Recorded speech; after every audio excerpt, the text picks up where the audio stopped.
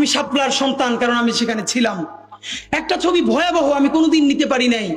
দুই ভাই, একজনের লাশটা বুকে জড়াইয়া এরকম ধইরে আছে, যাইতেও পারতেছে না, নিতেও পারতেছে না। পতাকা জড়ানো, চতুর্দিকে গুলি, শাপলার বিভীষিকাময় দিন রাত। কিন্তু এই জন্য কি আমরা আমাদের সাথে যে জুলুম হয়েছে, আমরা কি আরো আরেকটা জুলুম কারোর সাথে করতে দিব? না, আমরা জুলুম করতে দিব না। আমরা আমাদের জীবন দিয়ে হইলেও আমার শত্রুর সাথেও ইনসাফ চাইবো। শাহবাগে যারা গিয়েছে না বুঝে, তারাও যদি তওবা করে, আমরা তাদের সাথেও জুলুম করতে চাই না, তাদের সাথেও আমরা ইনসাফ চাই। আমি আমার শত্রুর সাথেও ইনসাফ চাই। হেফাজতের রাজনীতি তো শুধু বাংলাদেশে না, তারই আমেরিকান এম্বাসিতে গিয়ে বোঝানো হয় এরা জঙ্গি, এরা মৌলবাদী। আমেরিকান এম্বাসির যিনি আমেরিকান রাষ্ট্রদূত, কানাডিয়ান অস্ট্রেলিয়ান রাষ্ট্রদূত, সে তো আর বাংলা জানে না। আপনার বিবৃতি ডেইলি স্টার যে অনুবাদ করে সে তো পারে।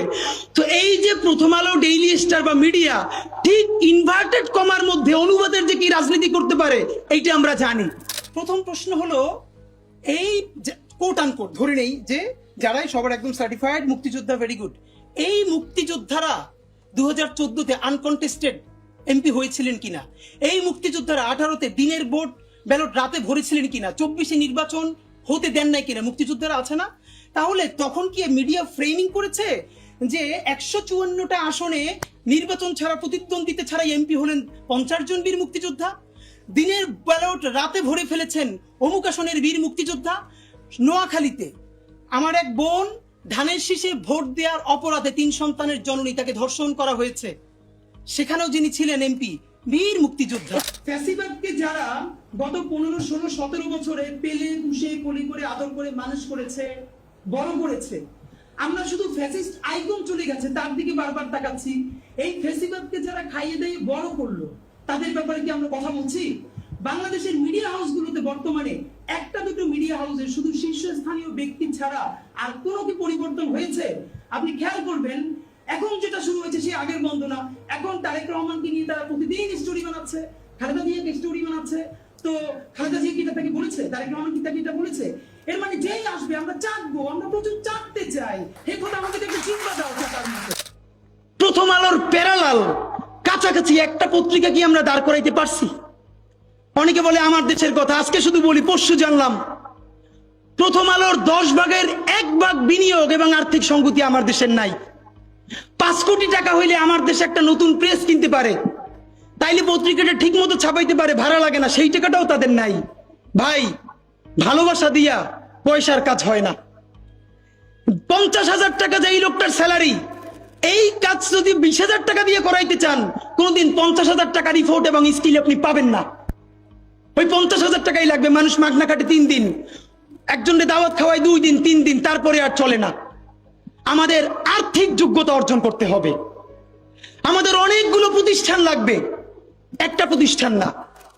বাংলাদেশের স্বাধীনতার সার্বভৌমত্ব, বাংলাদেশের ইসলাম এবং মুসলমানকে বাঁচাইতে হইলে আমাদেরকে তুমুল যোগ্যতা অর্জন করতে হবে। এই মাদ্রাসা শিক্ষিত জনগোষ্ঠীর মধ্যে হাজার হাজার ছেলে লাগবে যারা CNN এ, আল জাজিরায় তুমুল ইংলিশে বলতে পারবে। তাকে যে জঙ্গি বলা হয়, মিথ্যে ট্যাগ দেওয়া হয়, এটাকে ডিবাঙ্ক করতে পারবে সেই ইংলিশে এবং অবাক করার মতো ফ্লুয়েন্ট ইংলিশে। এই যোগ্যতা আমার লাগবে। আমাদের ভাইয়েরা কিতাবি আরবি এবং অন্য আরবি ভিন্ন জিনিস, তাকে দুর্দান্ত আরবি বলতে পারতে হবে।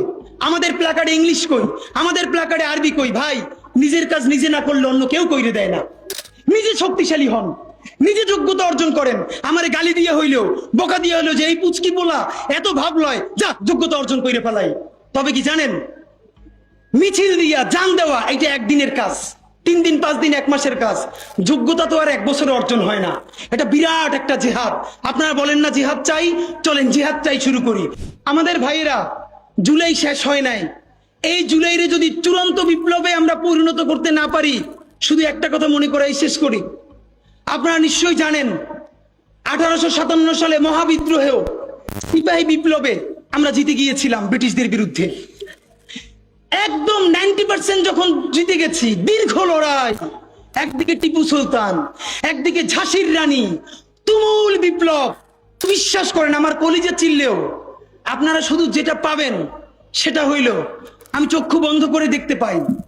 আমরা যদি যোগ্যতা নিয়ে 5-10 বছরের মধ্যে দাঁড়াইতে না পারি, এই ভিডিও, এই ছবি, এই শহীদ পরিবার, এই আহত, এদের জীবন তো শেষ। এদের পরবর্তী জেনারেশনকে পর্যন্ত কি ভয়ানক গণহত্যার শিকার হইতে হবে আমরা চিন্তাও করতে পারতেছি না। সুতরাং বাংলাদেশের স্বাধীনতা, সার্বভৌমত্ব, বাংলাদেশের ইসলাম এবং মুসলমানকে বাঁচাইতে হইলে আমাদেরকে তুমুল যোগ্যতা অর্জন করতে হবে।